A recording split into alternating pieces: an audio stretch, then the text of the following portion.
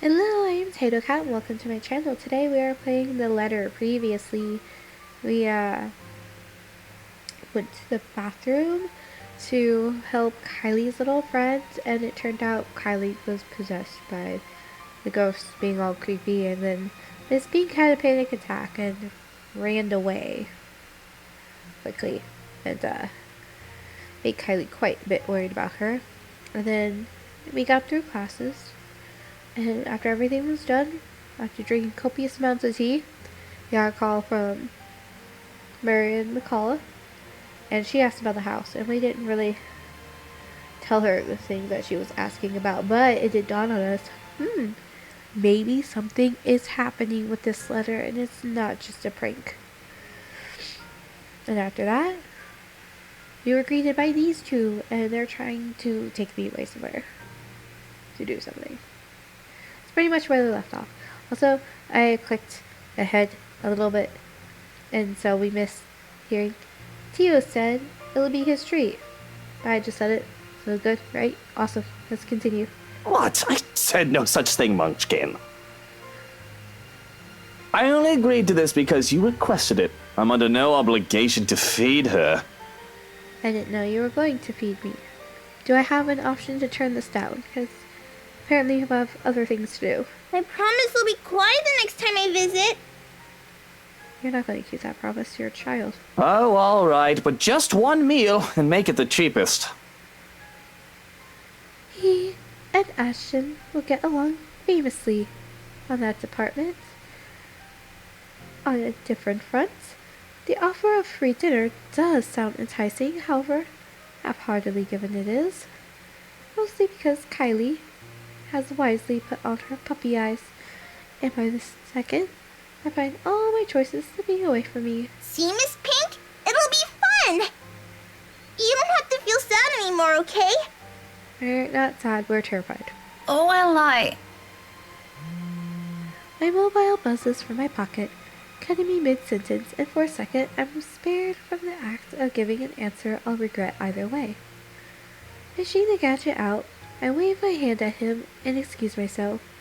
A disgruntled expression is on Luke's face before I turn away. I'd be lying if I say it didn't amuse me. He's as eager to be done with this as I am, but what can I do? Checking a message from Ashton shows up. Oh, hey Becca, I'll be around Salemwell this evening. Need to meet someone in the area. I might have to drop by yours and Isabella's place after. See ya. Just the usual. Unlike what he does to Zachary, Ashton has the decency to let us know when he's dropping by, or he's in the area for some business. From the way it's phrased, it sounds to be the latter. Either way, I'm glad he's at least aware of that boundary. Not that Isabella's ever going to let him leave the building unscathed if he ever pulls the same stunt he does with the other man. I cringe to imagine what she'll do to him. Sighing, I slip the gadget back to my pocket. But looking up to see Luke's utter impatience on his face, I now face a different dilemma. The two of them are still waiting, and knowing the kind of person Luke is, this is already a grand gesture of goodwill coming from him, all to please his godchild. His denials aside, it's easy to tell he's really fond of Kylie from his actions alone.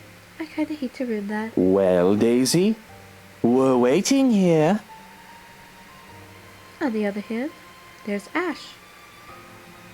His message doesn't exactly imply he's going to wait, or he's expecting me to be there.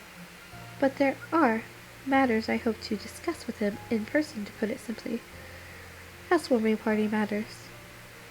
With inviting Isabella out of the question, I only have Zachary and Ashton.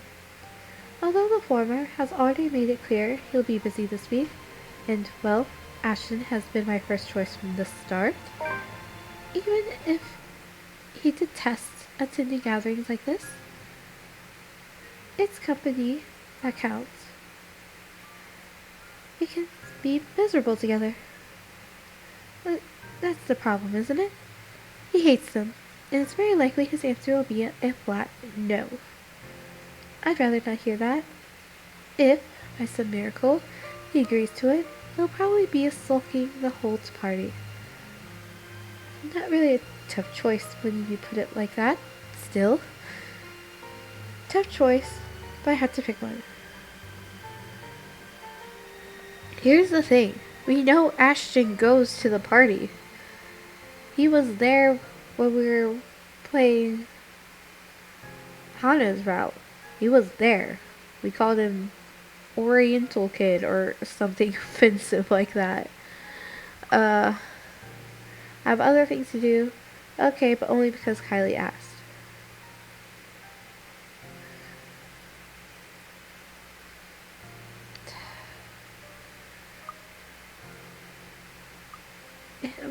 But look at Kylie. Look at her face. Relationship status updated. I chose Kylie over Ashton. I don't think my choice is going to affect whether he's at the party or not. Because he was at the party in Hana's story. Now at least Luke likes us a little better. I am overjoyed. Yay. Luke likes us more. My life is now complete. In the end, it's my own fondness for Kylie that wins out. Chances are, I'll only have to endure his presence for an hour or so. If it lasts more than that, I can make up an excuse, a sudden call from a friend, or things to work on. It doesn't seem so bad when I think of the pros and cons. At best, it'll be a quiet dinner. At worst, it'll be an awkward affair we're both eager to be rid of. I'm leaving more on the latter happening, hoping for the former, of course. Okay, but only because Kylie asked. Kylie's face instantly lights up. For the third time today, she tackles me to a hug before pulling away and dragging me by the hand towards the building and exit. That's alright. I'm sure Tio doesn't mind. He let me pick where we're going to eat. Don't worry, it's just close. Luke follows closely behind, and perhaps out of some desire to keep the dead air away, I can't resist throwing in a quip. Keep your distance. You better not do anything funny, you hear? I'm the one who should keep my distance. Yes. May I remind you who approached me first and what you did right after? Yeah, but only because you grabbed our wrist and was all like, oh yeah, fight harder. You deserved a swift kick in the balls. Oh, I remember it clearly. But perhaps it's you who needs a reminder. You seem to have never learned your lesson. Care we give it another try? Maybe this time it'll stick. Maybe this time it'll stick. Very mature. You think you're scary? I'll show you what's scary. To my surprise, his tone lacks the usual sardonic note in it, and briefly, I pause to stare at him. He quickly shuts his mouth right after and walks ahead of us. I'll talk and no trousers, like the usual. No trousers. I'll talk and no trousers? Never heard that before. And for the better part of our walk, except for Kylie's excited chatter, we don't speak. I'll talk. I've read that part. Somehow, I have a strange feeling I'm already getting used to this kind of banter with him. I'm not sure if that's a good or a bad thing. And amidst this newfound friendship, dare I call it that, Ashton's message lays forgotten and abandoned in my pocket. Achievement dinner date. Of all the places nearest to the school, Kylie picks this one, and waiting for food to be served is as awkward as I've imagined it would be. Not the bad sort, though. The pleasant kind. Surprisingly, Luke's an okay bloke when he tries. So long as you're willing to look past the tactless remarks or you're not exchanging acerbic quips. It's clear he's making an effort for this to be as fun as possible for the 6-year-old by being chattier, even going as far as to laugh when Kylie's story calls for it. It's an interesting thing to hear from the man. More than once, I catch his frequent cheesed-off expression easing whenever he looks at the girl. And your friend? Did you make up with her? Yep. Did we even get to meet her friend? She said she just saw something she didn't like. She didn't accept the jellies, though. She told me to give it to you instead. She knows you like the red ones, too. Very well. Hand it to me later. I'll bring some of them home. I think your Tia would love to have some. What a terrible liar. Once Kylie wanders to the nearby bookshelves after having lost interest in the conversation, however, we both revert back to silence. On our own, we have little to talk about, aside from a few questions about the other here and there. At one point, it does veer on local politics and history. He surprisingly bursts with it that you can hold a decent conversation without throwing a jibe. Nothing too personal is ever mentioned so far, though it's too early for those, and besides, I don't like him enough to speak of every minute detail of my life. Nothing to... I read that. Better keep it strictly between the silence and casual repartee.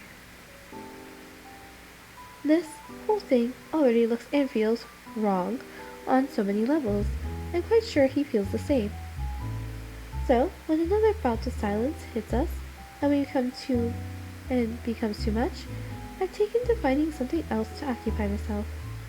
Toying with my mobile, turning it from hand to hand while we wait for our respective meals. But it'll be a complete lie if I say I'm not waiting for some intervention. Something to pull me away from this place. Someone. Ashton's probably at Salmwell by this time, working on whatever business he has there. Maybe, if I make up an excuse and leave now, I can still catch him. Cut that out. It's distracting. My hand stills, holding the gadget awkwardly between us, arrested mid-pass by his bored toad. He's been quiet for a long minute now, after complaining about how appalling the tea they're serving here is. Before that, he has whined about how uncomfortable his chair is and tasteless the decorations they have here.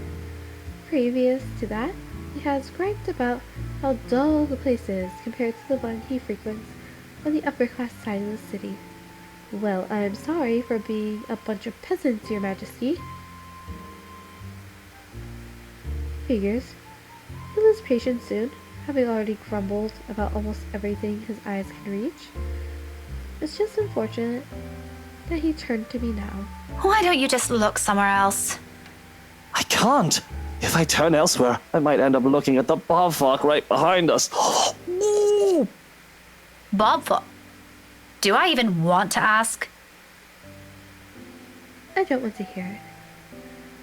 If it's coming out of his mouth, it can only be either rude or offensive. Regardless, he continues. Everything looks good. But have you seen the face? True horror.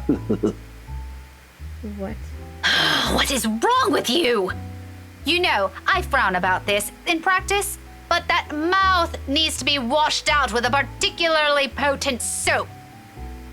Preferably by your own mum. A shame she isn't here, For whatever reason, that puts an end to that talk right away. He returns watching his godchild, who has found a particularly interesting picture book, and is now poring over it, while I turn back to my mobile.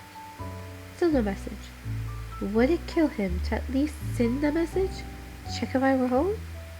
Meanwhile, Luke's silent lasts all but 10 seconds. What is it with the damn mobile? Are you on a curfew? He's got the immature act down pat. I'll give him that. Seriously, how old is this guy? Has he somehow been deprived of affection during childhood? And what is it to you? I don't think it's any of your business what I do with it. It is my business, all right? 1, I'm the one paying here. 2, I'm being forced to eat dinner in a place this stuffed and noisy. Lastly, it's been 10 minutes, the food isn't here, and I'm hungry. What does it have to do with my phone, bro? What you're doing with the mobile is annoying and distracting, when the least you could do is keep things entertaining while I suffer. I'm sorry, Your Majesty, that you do not find to be amusing, sir. That's your problem? Shouldn't you be more worried about how this entire affair looks to other people? Oh, I didn't realize this was one. You move fast, Daisy. You could have informed me first, you know. Had I known, I would have taken you someplace nicer.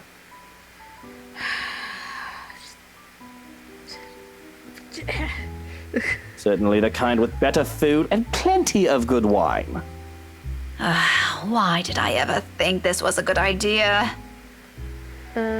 Because...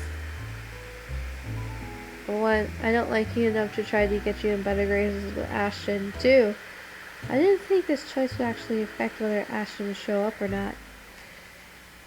But yeah, also, as much as I don't like Luke, I don't particularly think it's a good idea to have anybody in particular completely hate me. So, hate each other, even.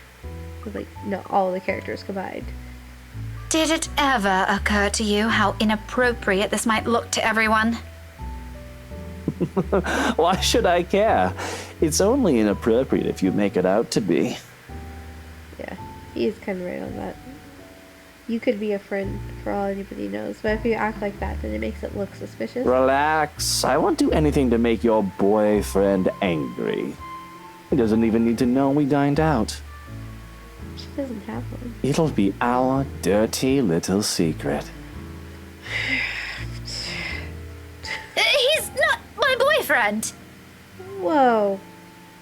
You don't have to react like that, Becca. The words come out of with more force than I've intended. By the time I realized my slip-up, his lips are already spread in a sneer. Oh, great. He has found some entertainment. He slowly crawls up my face. Oh, so there is someone. You're so easy to read.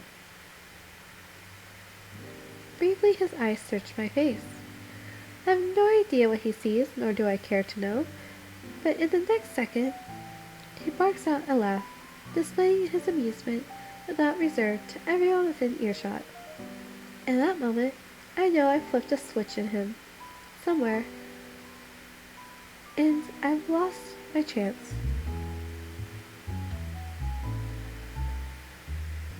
Do I even want to?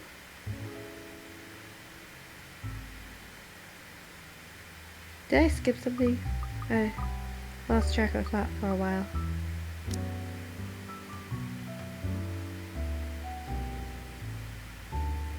To design his assumptions, do I even want to? Yeah. Okay. Great. Isn't that the reason why I've been so focused on my mobile, waiting for another message for him? For a reason to dump this awkward meeting to go after him? Look how mottled you are. You're modeled. Now the nickname makes more sense. Shy Miss Pink and her cute little crush. Why does pink? Why wouldn't it make sense before? We're wearing a pink shirt. Our hair is pink. It's very pink. The color suits you, by the way. It matches the hair. It's not a crush! Speaking of which, you would think these people would have different clothes. That's one thing. It's like, I get that it takes more time to give different outfits to characters in visual novels, but it's like, why? Why are they always wearing the same clothes throughout the entire game? It's been several days. Classic denial. But in reality, you want him to be yours, and your every move is made to make him notice you. In fact, you don't want him to see you with another man in a non-professional capacity, because he might misinterpret it. The same thing goes for you, doesn't it? Bloody, yours is even worse. What about your wife? Aren't you concerned she might misinterpret this? Daisy, just because we tied the knot doesn't mean we have to be joined at the hip at every single opportunity.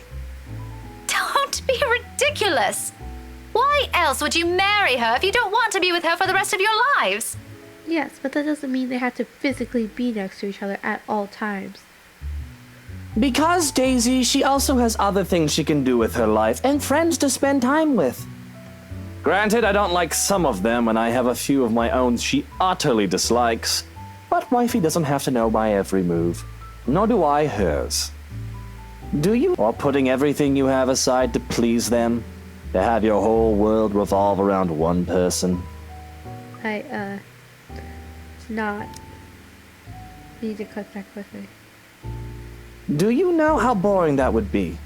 To be with the same person for all hours of the day, losing sleep over the mere fact they're not with you? Aren't you just mistaking that for something else? Unlike you, there are other people here who don't share the same jaded outlook you have. Don't lump everyone together just because it didn't work out for you. I'm just saying, he's kind of right. Like, you can't physically be with another person at all times. And then, like, when they're not there, you're just like, that other person. That's obsession. No, that's not healthy. And you, my dear, are unexpectedly naive. What's so naive about it? If you love each other, wouldn't you want to always see them, be with them, to have them focus solely on you? Maybe you haven't been loved enough. Oh, it's that kind of thing for you, isn't it? The love is eternal, love is a strong emotion shite. A starry-eyed girl pining for her dashing Prince Charming? What's next? Romantic confessions of love? A grand wedding on the beach? Dozens of spawns running around in some picturesque home in the suburbs? How quaint. Are you also expecting it's going to be sunshine and rainbows after? A happily ever after? Please. What? I never once said... You don't really have to with that thought process. It's kind of predictable. And is all of that such a bad thing to hope for? Well, I mean, no relationship is continuously happy at all times. There are ups and downs in all things. Woman, I've been married for 7 years, and I'm telling you, it's far from what you have in your pretty red head. Tell me, how long has this song and dance been going for you and your man? Maybe I am mistaken. Averting my eyes from him is all I managed to do. What does this mere 7 years have compared to 17 I've had with Ash? You're not actually together. No, so that's like a huge thing, is that he has been married for 7 years. He probably dated her for longer than that, but he's been married for 7 years. Actually, the actual relationship of the romantic kind for 7 years, and you have just been going, he's so dreamy for 17 years. Two different things. It's laughable. He thinks those two things are even comparable. Ash and I may never move past the boundaries of friendship, like what I'm hoping for years. But what we have isn't something anyone could scoff at. I've always been by his side, endured everything with him. I know him better than anyone. No matter what this man, this complete stranger, says, I know there will always be a place for me beside him. And yet... Come on, Daisy, that shouldn't be too hard. 3, 5, 8, 10, 20. His words easily seep into my heart like sharp daggers, gradually picking apart everything I've ever been sure of. Despite myself, the doubts resurface. and my defenses crumble right in front of my eyes. It's no wonder he sees through me, and as expected, he ridicules it, laughs, restrained, low, and rumbling, a sharp sound striking the air around us, amidst the murmur of people and soft notes of the music playing over our heads. His shoulders shake, and when his mirth becomes too much, even for him, he reaches up a hand and passes it over his face, as if to hold his glee close to him. Lordy bullocks, this is just brilliant. Oh, mother, why do I always keep running into these things? This day couldn't get any better. I think I'm gonna need a stiff drink after this. Hopefully not with mint. He dissolves into another peal of laughter, but when it subsides, what he has for me are more words, scathing, each of them. The urge to run from here has never been this strong. Is everything you said how you plan to act, if that man of yours ever ends up with you? Cling to him? Put him on a bloody pedestal? Let him become the center of your universe? Although with how long this seems to be going on, I think you've already done so. Marriage will just be icing on the top. Not wrong. I would like to say he is, but he isn't though. Like some sort of reward for you, isn't it? For being a good, patient, loyal little girl all this time, never looking at another man. It's very mean, but again, it's not wrong. He must have been having a grand time with someone pining over him this long. I'm a little envious, to be honest. I'm not sure if that part's true. I'm pretty sure Ash does know her feelings. It just doesn't acknowledge them because that would definitely affect their friendship. Maybe also a little surprised he hasn't suffocated from all your attention yet. Laugh all about it if you want. It's not like you'll ever understand. Luke falls silent. The ridicule in him is gone in an instant, and his eyes meet mine, sharp and imposing. A challenge, but I hold against him with the same intensity, because if there's something I won't let his opinion trample on, it's this. Okay, we'll see how this dinner date finishes up in the next episode. I am Take That. Have a wonderful morning, evening, afternoon.